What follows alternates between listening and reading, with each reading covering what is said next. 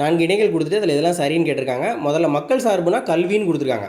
மக்கள் சார்புனா சமூகத்துடைய தேவைகள், தனிநபர்களுடைய தேவைகளை பூர்த்தி செய்கிறது தான் மக்கள் சார்புன்னு சொல்கிறோம். அது கல்வி மட்டுமே வராது, அது தவறு.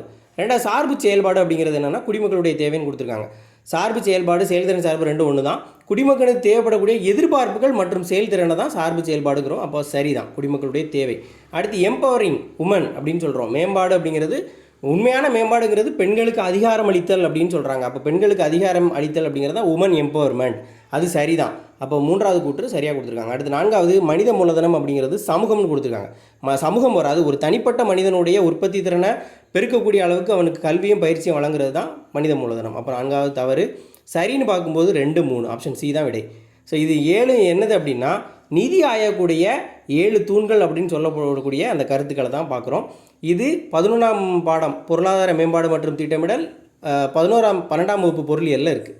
ஸோ இது வந்து combine technical service exam ITI level எக்ஸாமில் கேட்டது 2025 நவம்பரில்.